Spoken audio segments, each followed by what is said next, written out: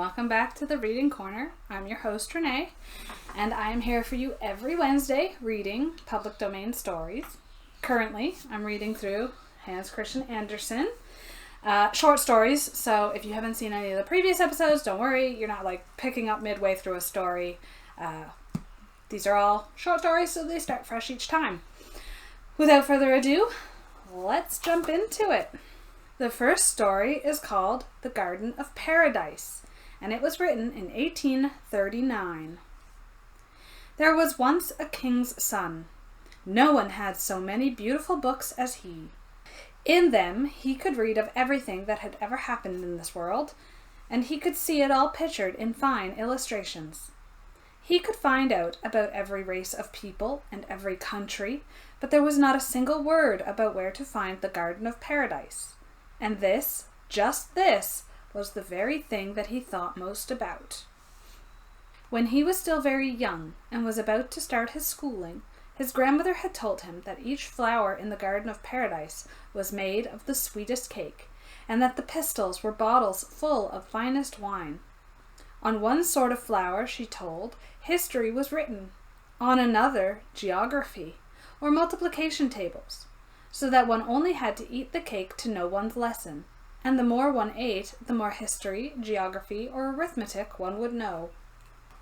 At the time, he believed her, but when the boy grew older and more learned and much wiser, he knew that the glories of the Garden of Paradise must be of a different sort.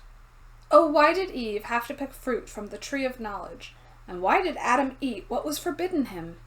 Now, if it had only been I, that would never have happened, and sin would never have come into the world. He said it then, and when he was 17, he said it still. The Garden of Paradise was always in his thoughts. He went walking in the woods one day. He walked alone, for this was his favorite amusement. Evening came on, the clouds gathered, and the rain poured down as if the sky were all one big floodgate from which the water plunged. It was as dark as it would be at night in the deepest well. He kept slipping on the wet grass and tripping over the stones that stuck out of the rocky soil. Everything was soaking wet, and at length the poor prince didn't have a dry stitch to his back. He had to scramble over great boulders where the water trickled from the wet moss. He had almost fainted when he heard a strange puffing and saw a huge cave ahead of him. It was brightly lit, for inside the cave burned a fire so large that it could have roasted a stag. And this was actually what was being done. A magnificent deer, antlers and all, had been stuck on a spit, and was being slowly turned between the rough-hewn trunks of 2 pine trees. An elderly woman, so burly and strong that she might have been taken for a man in disguise, sat by the fire and threw log after log upon it. "You can come nearer," she said. "Sit down by the fire and let your clothes dry." "There's an awful draught here," the prince remarked as he seated himself on the ground. "It will be worse still when my son gets home," the woman told him. "You are in the caves of the winds, and my sons are the 4 winds of the world. Do I make myself clear?" "Where are your sons?" the prince asked. "Such a stupid question is hard to answer," the woman told him. "My sons go their own ways, playing ball with the clouds in that great hall." And she pointed upward, toward the sky. "Really," said the prince, "I notice that you have a rather forceful way of speaking, and are not as gentle as the women I usually see around me." "I suppose they have nothing better to do. I have to be harsh to control those sons of mine. I manage to do it, for all that they are an obstinate lot. See the 4 sacks that hang over there on the wall? They dread those as much as you used to dread the switch that was kept behind the mirror for you. I can fold the boys right up, let me tell you, and pop them straight into the bag. We don't mince matters. There they stay. They aren't allowed to roam around again until I see fit to let them. But here comes one of them now." It was the north wind who came hurtling in, with a cold blast of snowflakes that swirled about him and great hailstones that rattled on the floor. He was wearing a bearskin coat and trousers, A sealskin cap was pulled over his ears, long icicles hung from his beard, and hailstone after hailstone fell from the collar of his coat. "Don't go right up to the fire so quickly," the prince warned him. "Your face and hands might get frostbite." "Frostbite?" The north wind laughed his loudest. "Frostbite? Why, frost is my chief delight. But what sort of long leg are you? How do you come to be in the cave of the winds?" "He is here as my guest," the old woman intervened. "And if that explanation doesn't suit you, into the sack you go. Do I make myself clear?" She made herself clear enough. The north wind now talked of whence he had come, and where he had travelled for almost a month. "I come from the Arctic Sea," he told them. "I have been on Bear Island with the Russian walrus hunters. I lay beside the helm and slept as they sailed from the North Cape. When I awoke from time to time, the storm bird circled about my knees. There's an odd bird for you. He gives a quick flap of his wings and then holds them perfectly still and rushes along at full speed." "Don't be so long-winded," his mother told him. "So you came to Bear Island?" "It's a wonderful place. There's a dancing floor for you as flat as a platter. The surface of the island is all half-melted snow, little patches of moss and outcropping rocks. Scattered about are the bones of whales and polar bears, colored a mouldy green and looking like the arms and legs of some giant. You'd have thought that the sun never shone there. I blew the fog away a bit so that the house could be seen. It was a hut built of wreckage and covered with walrus skins, the fleshy side turned outward and smeared with reds and greens. A lovely polar bear sat growling on the roof of it. I went to the shore and looked at birds' nests, and when I saw the featherless nestlings shrieking with their beaks wide open, I blew down into their 1,000 throats. That taught them to shut their mouths. Further along, great walruses were wallowing about like monstrous maggots, with pigs' heads and tusks a yard long." "How well you do tell a story, my son," the old woman said. "My mouth waters when I hear you." The hunt began. The harpoon was hurled into the walrus's breast, and a streaming blood stream spurted across the ice like a fountain. This reminded me of my own sport.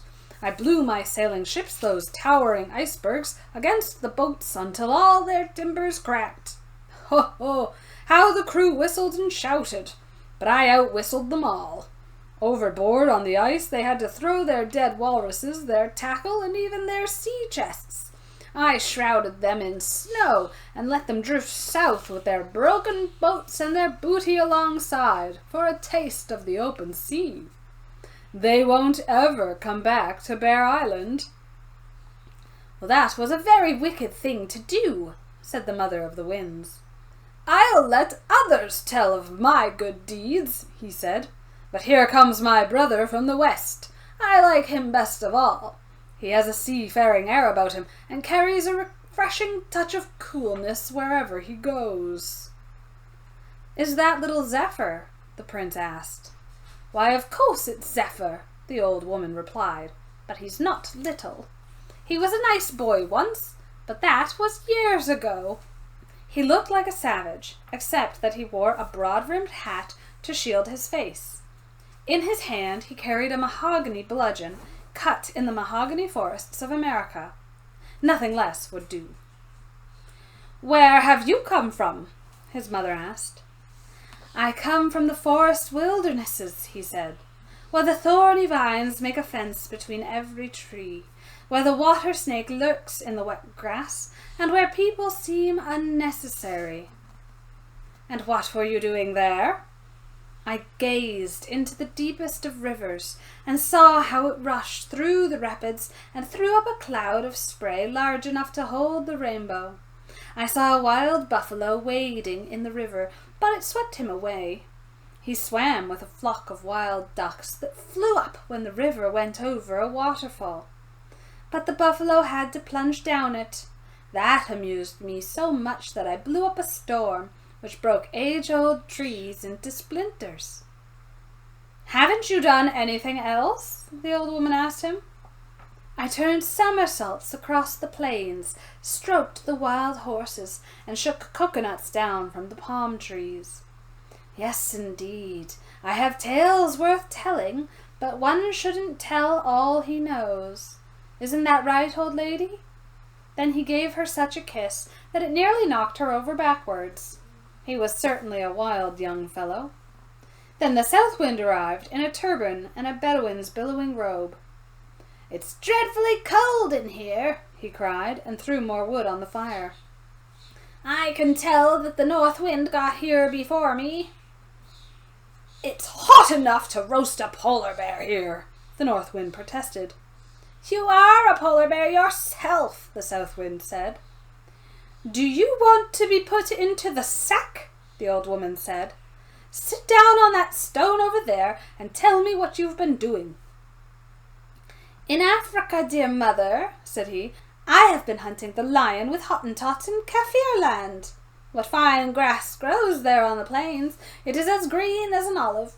There danced the gnu, and the ostrich raced with me, but I am fleeter than he is. I went into the desert where the yellow sand is like the bottom of the sea. I met with a caravan where they were killing their last camel to get drinking water, but it was little enough they got. The sun blazed overhead and the sand scorched underfoot. The desert was unending. I rolled in the fine loose sand and whirled it aloft in great columns. What a dance that was! You ought to have seen how despondently the dromedaries hunched up, and how the trader pulled his burnous over his head. He threw himself down before me as he would before Allah his God. Now they are buried with a pyramid of sand rising over all of them. When some day I blow it away, the sun will bleach their bones white, and travellers will see that men have been there before them.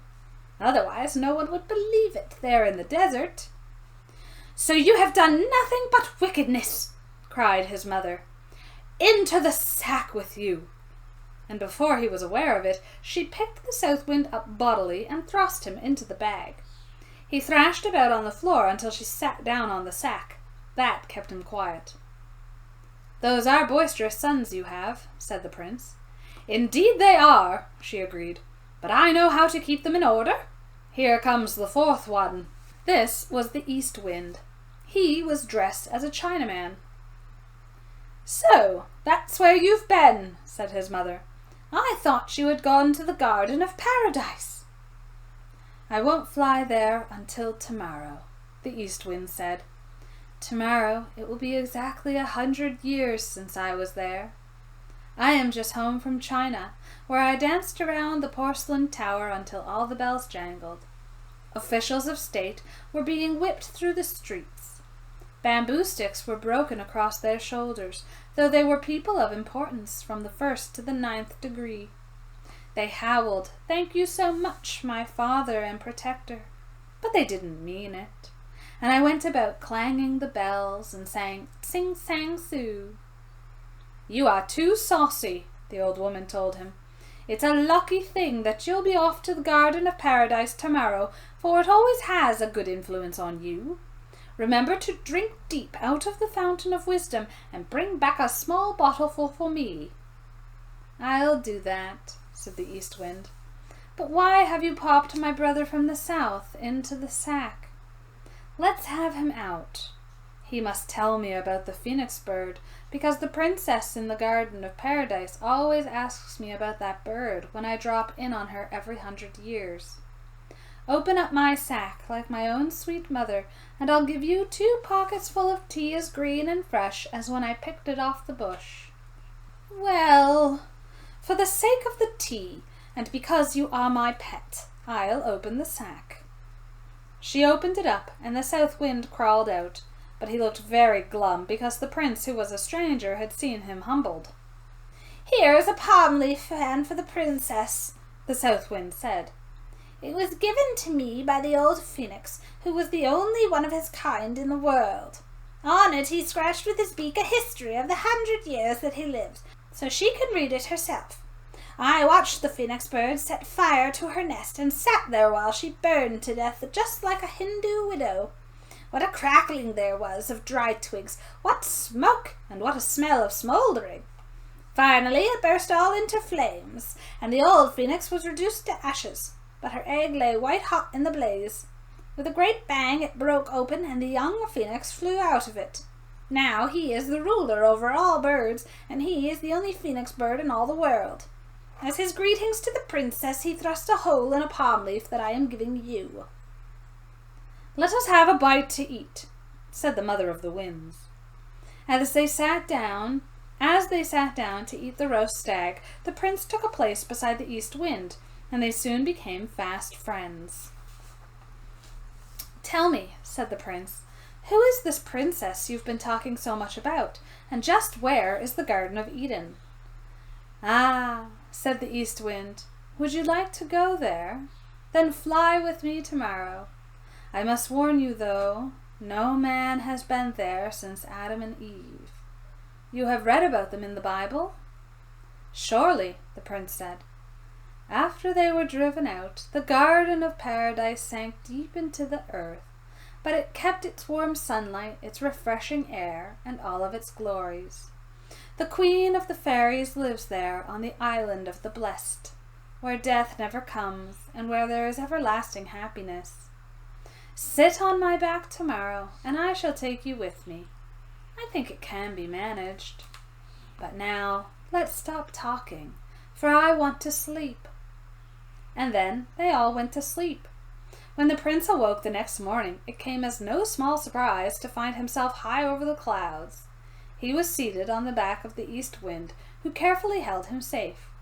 They were so far up in the sky that all the woods, fields, rivers, and lakes looked as if they were printed on a map spread beneath them. Good morning, said the east wind. You might just as well sleep a little longer. There's nothing very interesting in this flat land beneath us, unless you care to count the churches. They stand out like chalk marks upon the green board. What he called the green board was all the fields and pastures. It was not very polite of me to leave without bidding your mother and brothers farewell, the prince said. That's excusable when you leave in your sleep, the east wind told him as they flew on faster than ever. One could hear it in the treetops. All the leaves and branches rustled as they swept over the forest, and when they crossed over lakes and over seas, the waves rose high, and tall ships bent low to the water as if they were drifting swans.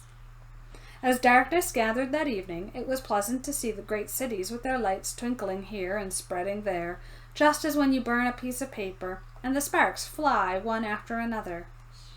At this sight the prince clapped his hands in delight, but the east wind advised him to stop it and hold on tight, or he might fall and find himself stuck upon a church steeple. The eagle in the dark forest flew lightly, but the east wind flew more lightly still. The Cossack on his pony sped swiftly across the steppes, but the prince sped still more swiftly. Now, said the east wind, you can view the Himalayas, the highest mountains in Asia, and soon we shall reach the Garden of Paradise. They turned southward, where the air was sweet with flowers and spice. Figs and pomegranates grew wild, and on untended vines grew red and blue clusters of grapes. They came down here, and both of them stretched out on the soft grass, where flowers nodded in the breeze, as if to say welcome back. Are we now in the Garden of Paradise? The prince asked. Oh no, said the east wind, but we shall come to it soon.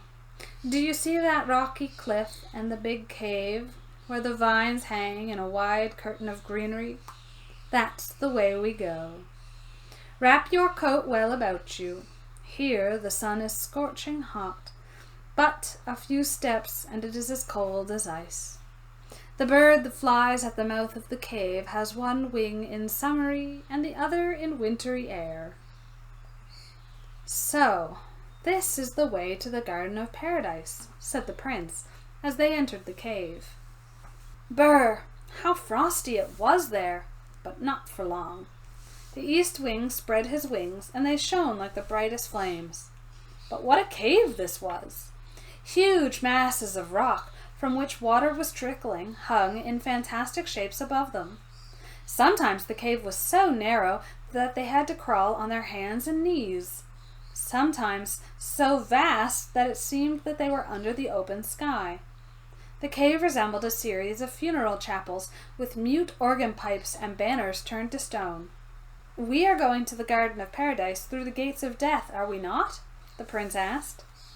The east wind answered not a word, but pointed to a lovely blue light that shone ahead of them. The masses of stone over their heads grew more and more misty, and at last they looked up at a clear white cloud in the moonlight. The air became delightfully clement, as fresh as it is in the hills, and as sweetly scented as it is among the roses that bloom in the valley. The river that flowed there was clear as the air itself, and the fish in it were like silver and gold. Purple eels that at every turn threw off blue sparks frolicked about in the water, and the large leaves of the aquatic flowers gleamed in all of the rainbow's colors. The flowers themselves were like a bright orange flame, which fed on the water just as a lamplight is fed by oil. A strong marble bridge, made so delicately and artistically that it looked as if it consisted of lace and glass pearls, led across the water to the island of the blessed, where the Garden of Paradise bloomed. The east wind swept the prince up in his arms and carried him across to the island, where the petals and leaves sang all the lovely old songs of his childhood, but far, far sweeter than any human voice could sing. Were these palm trees that grew there, or immense water plants? Such vast and verdant trees the prince had never seen before. The most marvelous climbing vines hung in garlands, such as are to be seen only in old illuminated church books, painted in gold and bright colors in the margins, or twined about the initial letters. Here was the oddest assortment of birds, flowers, and twisting vines. On the grass nearby, with their brilliantly starred tails spread wide, was a flock of peacocks, or so they seemed. But when the prince touched them, he found that they were not birds. They were plants. They were large burdock leaves that were as resplendent as a peacock's train. Lions and tigers leapt about as lithe as cats in the green shrubbery that the olive blossoms made so fragrant. The lions and tigers were quite tame, for the wild wood pigeon, which glistened like a lovely pearl, brushed the lion's mane with her wings, and the timid antelopes stood by and tossed their heads as if they would like to join in their play. Then the fairy of the garden came to meet them. Her garments were as bright as the sun, and her face was as cheerful as that of a happy mother who was well pleased with her child. She was so young and lovely, and the other pretty maidens who followed her each wore a shining star in their hair. When the east wind gave her the palm leaf message from the phoenix, her eyes sparkled with pleasure. She took the prince by his hand and led him into her palace, where the walls had the color of a perfect tulip petal held up to the sun. The ceiling was made of one great shining flower, and the longer one looked up, the deeper did the cup of it seem to be. The prince went to the window. As he glanced out through one of the panes, he saw the tree of knowledge, with the serpent and Adam and Eve standing under it. "Weren't they driven out?" he asked. The fairy smilingly explained to him that time had glazed a picture in each pane, but that these were not the usual sort of pictures. No, they had life in them. The leaves quivered on the trees, and the people came and went as in a mirror. He looked through another pane, and there was Jacob's dream, with the ladder that went up to heaven, and the great angels climbing up and down. Yes, all that ever was in the world lived on, and moved across these panes of glass. Only time could glaze such artistic paintings so well. The fairy smiled and led him on into a vast and lofty hall with walls that seemed transparent. On the walls were portraits, each fairer than the one before. These were millions of blessed souls, a happy choir that sang in perfect harmony. The uppermost faces appeared to be smaller than the tiniest rosebud drawn as a single dot in a picture. In the center of the hall grew a large tree with luxuriantly hanging branches. Golden apples, large and small, hung like oranges among the leaves. This was the tree of knowledge, of which Adam and Eve had tasted. A sparkling red drop of dew hung from each leaf, as if the tree was weeping tears of blood. "Now, let us get into the boat," the fairy proposed. "There we will have some refreshments on the heaving water. Though the rocking boat stays in one place, we shall see all the lands in the world glide by." It was marvelous how the whole shore moved. Now the high snow-capped Alps went past, with their clouds and dark evergreen trees. The alpine horn was heard, deep and melancholy, and the shepherds yodeled gaily in the valley. But soon the boat was overhung by the long arching branches of banana trees. Jet black swans went swimming by, and the queerest animals and plants were to be seen along the banks. This was New Holland, and the fifth quarter of the globe that glided past, with its blue hills in the distance. They heard the songs of the priests and saw the savages dance to the sound of drums and trumpets of bone. The cloud-tipped pyramids of Egypt, the fallen columns and sphinxes half buried in the sands, swept by. The northern lights blazed over the glaciers around the poles in a display of fireworks that no one could imitate. The prince saw 100 times more than we can tell, and he was completely happy. "May I always stay here?" he asked. "That is up to you," the fairy told him. "Unless, as Adam did, you let yourself be tempted and do what is forbidden, you may stay here always." "I won't touch the fruit on the tree of knowledge," the prince declared. "Here are thousands of other fruits that are just as attractive." "Look into your heart, and if you have not strength enough, go back with the east wind who brought you here. He is leaving soon, and will not return for 100 years, which you will spend as quickly here as if they were 100 hours. But that is a long time to resist the temptation of sin. When I leave you every evening, I shall have to call, 'Come with me,' and hold out my hands to you. But you must stay behind. Do not follow me, or your desire will grow with every step. You will come into the hall where the tree of knowledge grows. I sleep under the arch of its sweet-smelling branches. If you lean over me, I shall have to smile, but if you kiss me on the mouth, this paradise will vanish deep into the earth, and you will lose it. The cutting winds of the wasteland will blow about you. The cold rain will drip from your hair, and sorrow and toil will be your destiny." "I shall stay," the prince said. The east wind kissed his forehead. "Be strong," he said, "and in 100 years we shall meet here again. Farewell, farewell." Then the east wind spread his tremendous wings that flashed like lightning, seen at harvest time, or like the northern lights in the winter cold. "Farewell, farewell!" The leaves and trees echoed the sound, as the storks and the pelicans flew with him to the end of the garden in lines that were like ribbons streaming through the air. "Now we will start our dances," the fairy said. "When I have danced the last dance with you at sundown, you will see me hold out my hands to you and hear me call, 'Come with me.' But do not come.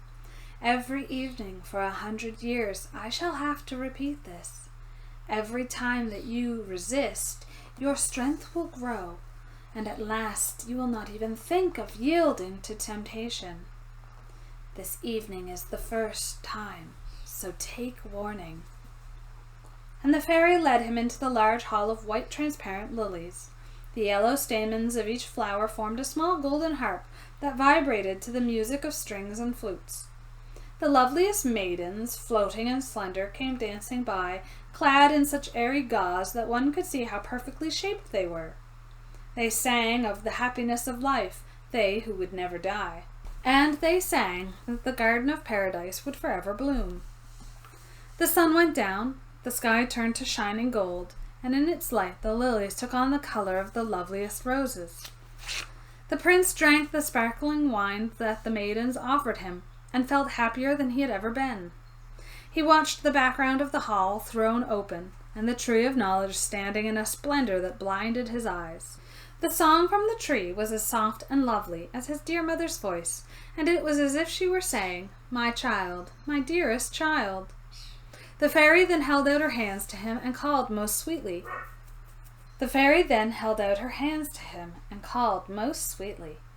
"Follow me, oh, follow me." Forgetting his promise, forgetting everything, on the very first evening that she held out her hands and smiled, he ran toward her. The fragrant air around him became even more sweet. The music of the harps sounded even more lovely, and it seemed as though the millions of happy faces in the hall, where the tree grew, nodded to him and sang, "One must know all there is to know, for man is the lord of the earth."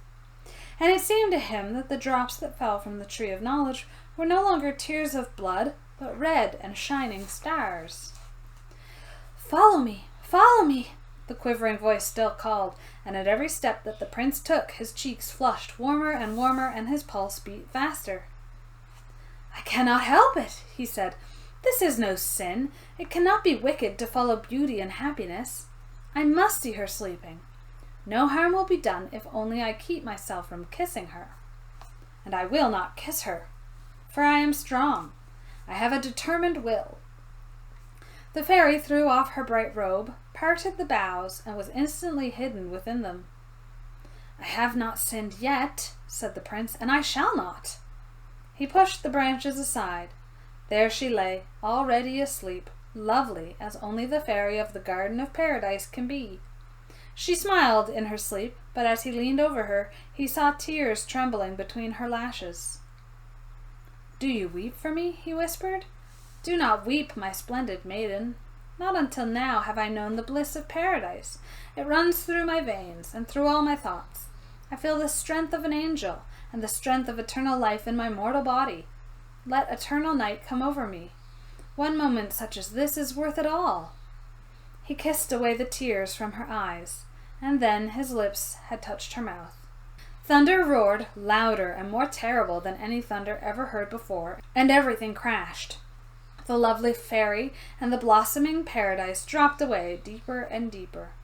The prince saw it disappear into the dark night. Like a small shining star, it twinkled in the distance. A deathly chill shook his body. He closed his eyes, and for a long time he lay as if he were dead. The cold rain fell in his face, and the cutting wind blew about his head. Consciousness returned to him. "What have I done?" he gasped. "Like Adam I have sinned so unforgivably that paradise has dropped away deep in the earth." He opened his eyes, and he still saw the star fall away. The star that twinkled like the paradise he had lost. It was the morning star in the sky. He rose and found himself in the forest, not far from the cave of the winds. The mother of the winds sat beside him. She looked at him angrily and raised her finger. "The very first evening," she said. "I thought that was the way it would be. If you were my son, into the sack you certainly would go."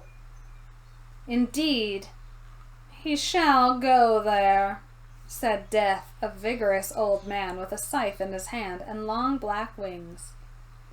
"Yes, he shall be put in a coffin, but not quite yet. Now I shall only mark him. For a while I'll let him walk the earth to atone for his sins and grow better.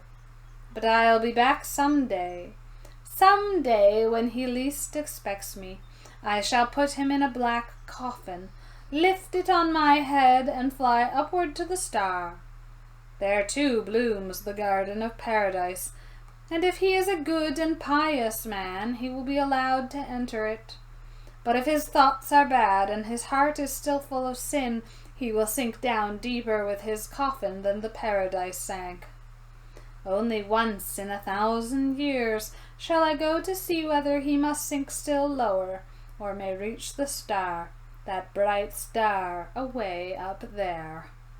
The end. The next story is called The Flying Trunk, written in 1839. There once was a merchant so wealthy that he could have paved a whole street with silver and still have had enough left over to pave a little alley. But he did nothing of the sort. He knew better ways of using his money than that. If he parted with pennies, they came back to him as crowns. That's the sort of merchant he was, and then he died. Now his son got all the money, and he led a merry life, went to masquerades every night, made paper dolls out of banknotes, and played ducks and drakes at the lakes with gold pieces instead of pebbles. This makes the money go, and his inheritance was soon gone. At last he had only 4 pennies, and only a pair of slippers and a dressing gown to wear. Now, his former friends didn't care for him any more, as he could no longer appear in public with them, but one of them was so good as to send him an old trunk, with the hint that he'd pack and be off. This was all very well, but he had nothing to pack, so he sat himself in it. It was no ordinary trunk. Press on the lock and it would fly, and that's just what it did. Whisk! It flew up the chimney and over the clouds and away through the skies. The bottom of it was so creaky that he feared he would fall through it, and what a fine somersault he would have made then. Good gracious! But at long last he came down safely in the land of the Turks. He hid his trunk under some dry leaves in the woods and set off toward the nearest town. He could do so very well, for the Turks all wear dressing gowns and slippers, just as he did. When he passed a nurse with a child, he said, "Hello, Turkish nurse, tell me, what's that great big palace at the edge of town, the one that has its windows up so high?" "That's where the Sultan's daughter lives," said the nurse. "It has been foretold that she will be unhappy when she falls in love, so no one is ever permitted to visit her except in the presence of her mother and father." "Thank you," said the merchant's son. Back he went to the woods, sat in his trunk, and whisked off to the roof of the palace. From there he climbed in at the princess's window. She lay fast asleep on a sofa, and she looked so lovely that the merchant's son couldn't help kissing her. She woke up and was terribly frightened, but he told her he was a Turkish prophet who had sailed through the air just to see her. This pleased her very much. As they sat there side by side, he told her stories about her eyes. He said they were beautifully dark, deep lakes in which her thoughts went swimming by like mermaids. He told her about her forehead, which he compared to a snow-covered mountainside with its many wonderful halls and pictures. Then he told her about the stork, which brings lovely little children from over the sea. Oh, they were such pretty stories. Then he asked her to marry him, and the princess said yes right away.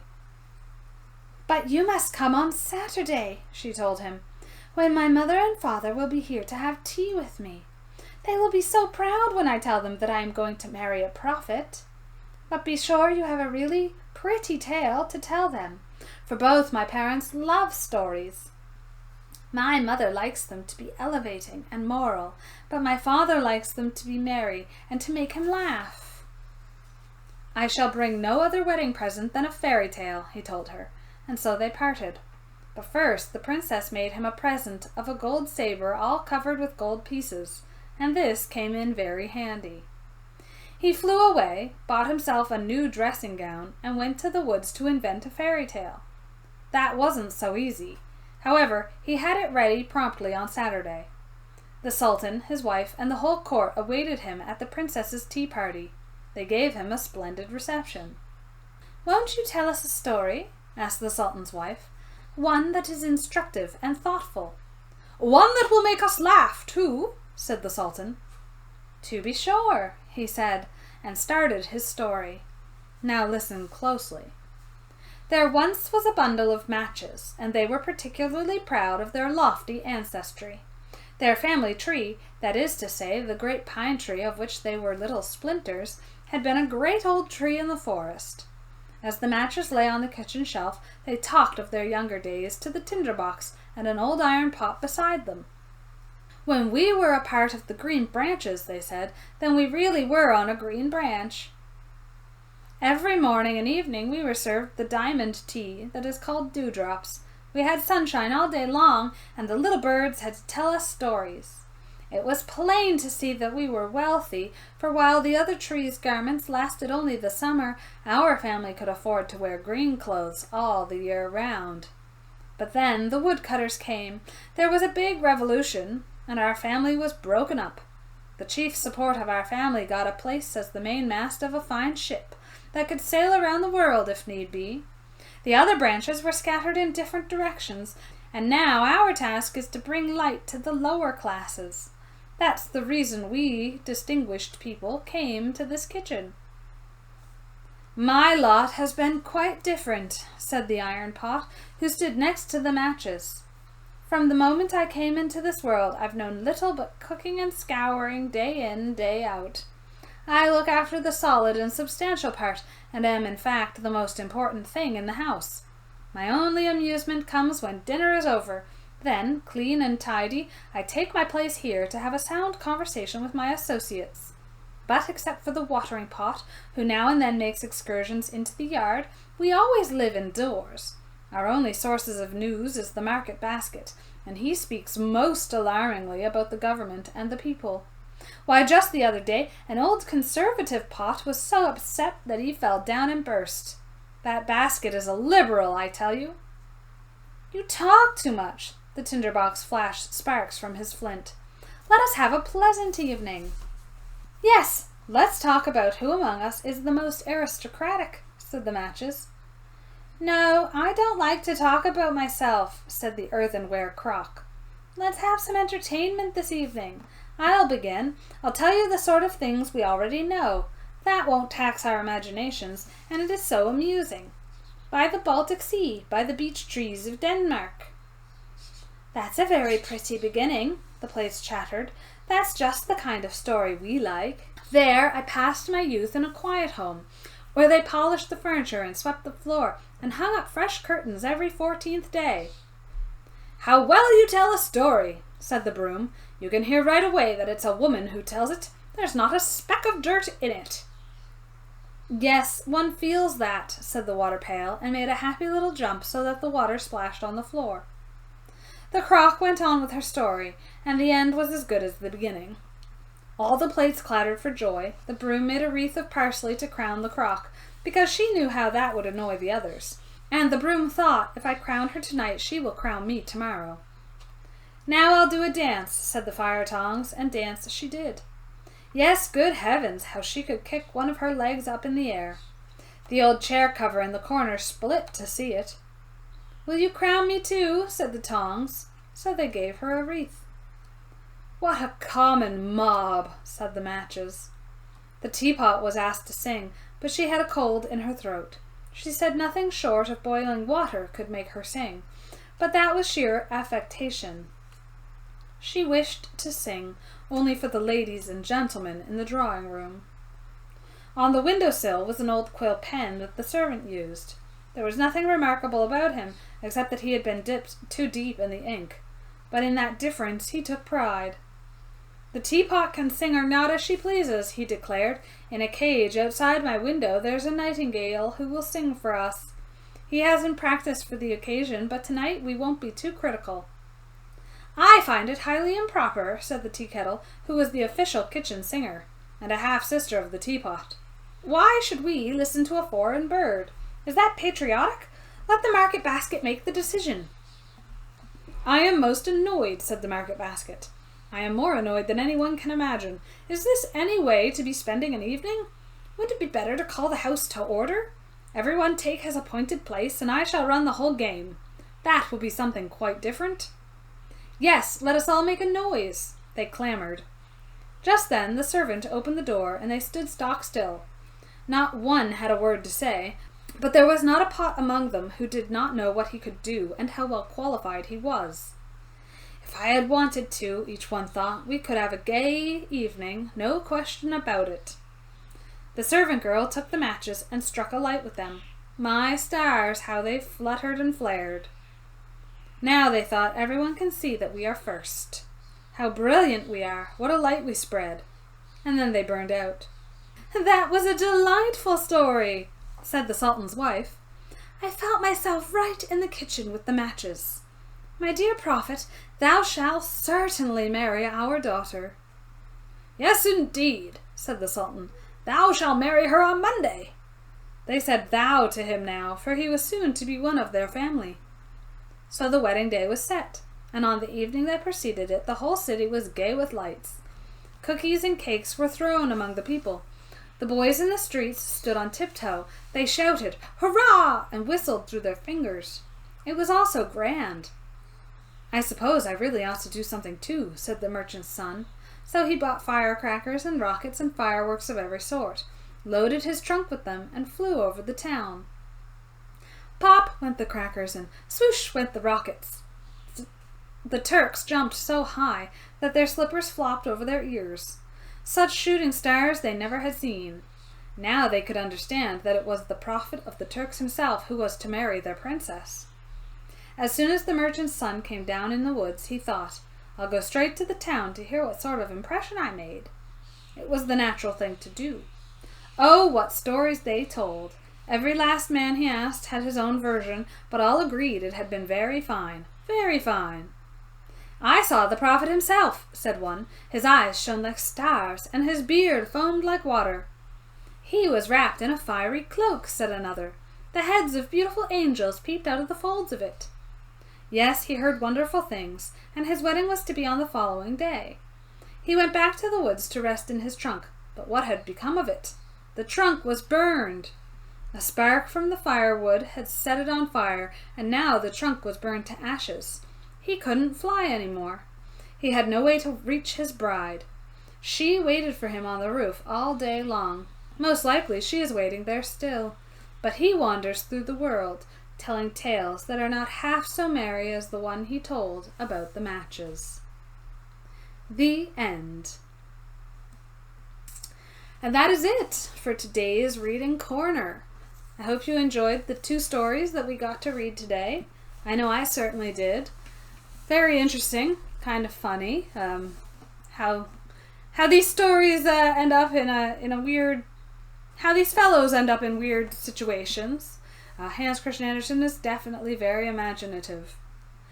Anyway, with that said, please like, subscribe, check out my channel on Patreon if you prefer to watch there.